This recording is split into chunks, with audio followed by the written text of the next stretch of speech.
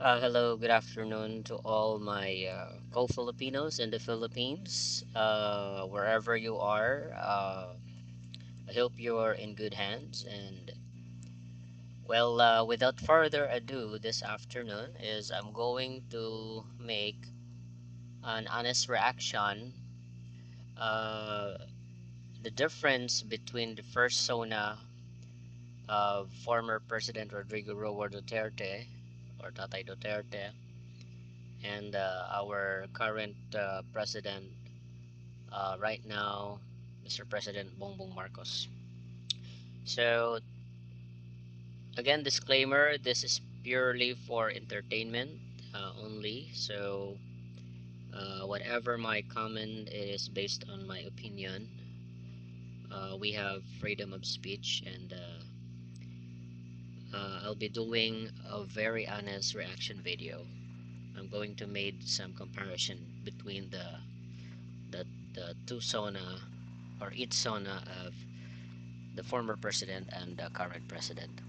If you're new in my channel, don't forget to subscribe, like, and share this video, and make sure to click the notification bell so you'll be updated with my next reaction video. So, first and foremost, we're gonna start doing a reaction with the first State of the Nation address of President Ferdinand R. Marcos Jr. This video credit is credited to RTVM Presidential Broadcast. Thank you. Let's get started. I come before you today to address you as it is my duty as President of the Republic. Okay. We live in difficult times brought about by some forces of our own making, but certainly also by forces that are beyond our control. But we have and we will continue to find solutions. And these Okay. So, sa first statement ni Mr. President Bongbong Marcos, sinasabi niya yung mga kinakaharap na problema ng ating bansa. So, yan yung pangunahing statement niya sa kanyang first State of the Nation address. Now, tingnan naman natin yung kay former President Rodrigo Roa Duterte. We cannot move forward if we allow the past to pull us back. Finger pointing is not the way.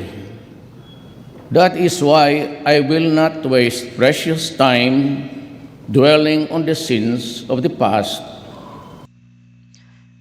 Napansin nyo guys, so again, going back doon sa video, sa first statement ni Mr. President Bongbong Marcos, na-mention niya yung about sa yung mga problema sa Pilipinas. Itong kay Tatay Duterte, ibang-iba. Yung pino-point out niya dito is ang development ng Pilipinas by forgetting kung ano yung nangyari sa nakaraan. Siguro behind that, Tatay Duterte knows kasi isa siyang fiscal, so alam niya na batas na talaga yung magproproseso na ngayon, so it will undergo due legal process doon sa previous admin kung meron man silang nagawang kasalanan. Kung mapansin nyo noong time ni Tatay Duterte, of course Vice President si Ma'am Leni, wala kayong narinig na balita about impeachment para kay former VP Leni Robredo. So, klarong-klaro ho yan sa kanyang speech ngayon. So, let's continue sa second statement ni Bongbong Marcos. Okay, kung ano yung pino-point out niya. Kayo guys, feel free to leave comments sa video na ito. Okay, let's go. Okay. are some of them. In terms of the economy, we will implement a sound fiscal management. Tax administration reforms will be in place to increase revenue collection. Expenditure priorities will be realigned. Sorry guys, no, honest reaction ko lang. Yung speech ni Tatay Duterte, may ano siya parang may espiritu. Dito naman po sa ating current president, sorry to say this, pero para lang po siyang parang may minemorize lang niya. Parang wala po siyang spirit ng being sincere. So yun lang po yung na ano ko na napansin, no?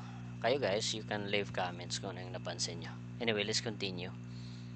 And spending efficiency will be improved to immediately address the economic scarring arising from the effects of COVID-19 and also to prepare for future shocks. Productivity-enhancing investments will be promoted. Our country must become an investment destination, capitalizing on the corporate.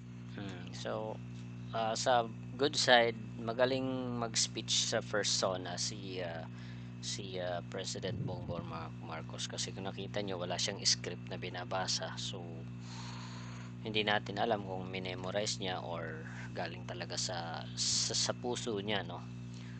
Pero kung mapapansin nyo ngayon yung nangyari sa ating bansa, me as a Filipino, di ba, yung comment ko lang naman ito, parang mas worse yung nararanasan natin ngayon.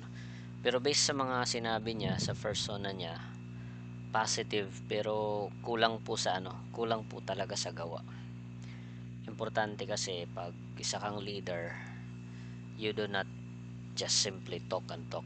Kailangan din may gawa talaga. Okay, balikan natin si Tatay Duterte sa kanyang speech. Or blaming those who are perceived to be responsible for the mess that we are in and suffering from, except maybe to extract a lesson or two from its errors. We will not tarry because it is the present that we are concerned with and the future that we should be prepared for. Lest I be misunderstood, let me say clearly. Napansin nyo yung pagsasalita ni tatay, may diction siya, parang napakaklaro ng message ni Tatay Duterte sa kanyang first speech. Talagang mayroong spirit, may laman, may sincerity. Dito naman po sa ating current president, sorry to say this, yun, yung positive side sa kanya, magaling siya magsalita, wala siyang binabasa, pero alam mo yun, yung halimbawa yung lata ng sardinas, no? Si Tatay Duterte, siya yung klase ng sardinas na may laman sa loob. Yung dito sa kay President BBM, yung mga speech po niya sa persona niya, lata lang po, wala pong laman. Yun lang yung para sa akin. Kayo guys, you can leave comments naman. Feel free naman po. Let's continue. That those who betrayed the people's trust shall not go unpunished, and they will have their day in court. Yan, narinig nyo guys, di ba? Again, sa first statement ni Tatay Duterte, sinasabi niya na wag nating sisihin ang previous admin, let's move forward. At yun, sinabi niya na let the court do the rest. So, kung mapansin nyo si Tatay Duterte, more on talaga siya, legal due process. So, maling-mali lang talaga yung mga pinagsasabi nila na may mga Davao Death Squad, mga ganun. Maling, parang lang naman yung mga aligasyon. Pero I've been to Davao guys, just want to share some story. I've been to Davao, first time ko doon. Nasa link ng ang video ng nasa description ang link ng video kung saan pumunta ako sa Davao. Nag-room around ako doon sa gabi, as in tahimik, yung mga babae kahit nag-iisa sa kalye, lakad lang sila ng lakad. Para makita nyo yung experience ko guys, i-check nyo yung tour video ko sa Davao, at meron din akong nakita doon na lugar na wala talagang mga cable wires totally. So nasa description ng video na ito yung video link. Okay, let's continue. And if the evidence warrants, they will have the day of reckoning too.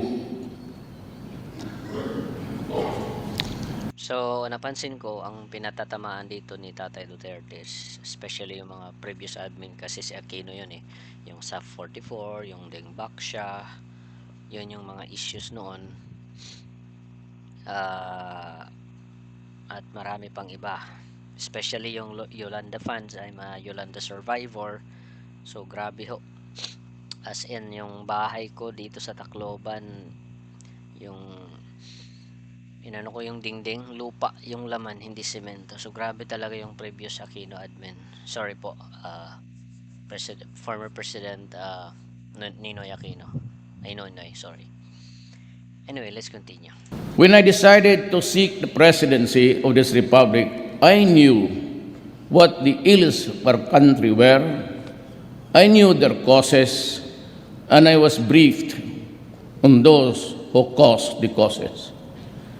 I heard the people on the streets complain that justice had become illusory, that equity and fairness and speedy disposition of cases had deteriorated into hollow concepts fit only for muscular dissertations. Grabe, yung speech ni Tatay Duterte nakakatindig balahibo talaga. Balik naman ho tayo dito sa speech ni President Bongbong Marcos. Corporate recovery and tax incentives for enterprises with the CREATE law and economic liberalization laws such as the Public Service Act and the Foreign Investments Act. Ecozones will be fully supported to bring in strategic industries such as those engaged in high-tech manufacturing, health, and medical care.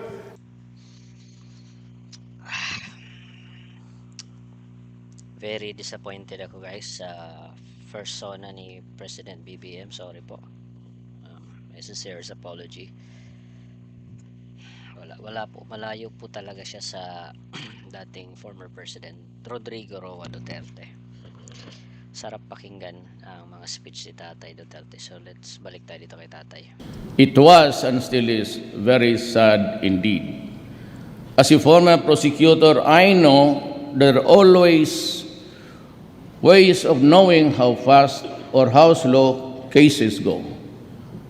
What I did was to look into the number of postponements and the time difference between each postponement. Okay. So, pupunta tayo sa end part kung ano yung kung paano clinose ng each president yung sona nila. Let's check out dito kay Tatay Duterte sa end part niya. Devastated by natural and man-made calamities this past few years, we are still to recover emotionally. Presidente, we are hard put sa intelligence because they've invented this direct satellite. Hindi na magdadaan niya ng all they have to do is to triangulate where the pag-ikot niya. And there are so many, and they're in codes. If we do not help from our friends here in Asia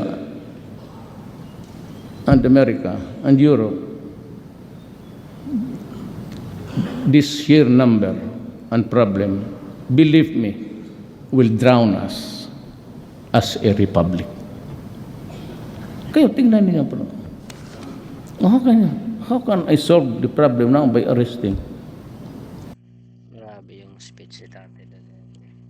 So, isang sign na maka-Pilipino siya guys is sa end part, nagtagalog na siya. So, tingnan naman dati dito kay President BBM. Hinahanap ko tagal. Sa end part. Kung ano yung tingnan natin yung sinabi niya sa end part. Market collusion and insufficient power supply. The bill seeks to restructure the Energy Regulation Commission to foster Ay nako, ewan ko sa'yo. Wala. accountability and improve the Commission Palakpak. affecting the implementation of the PPP program. And 3, foster a more competitive and enabling environment for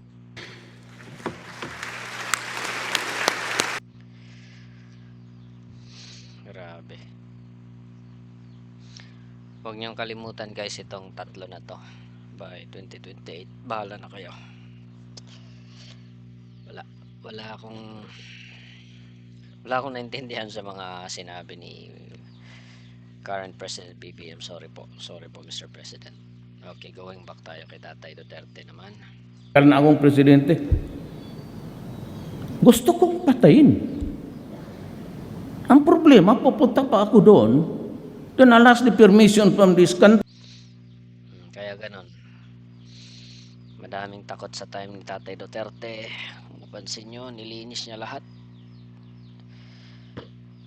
Kasi sa pananalitaan niya, mayroon talaga siyang action. Kaya sayang guys. Anyway, yun lang yung honest reaction video ko. Maraming salamat sa panonood. Bawi na lang ho tayo sa 2028. Saan man kayo sa mundo, maraming salamat sa panonood.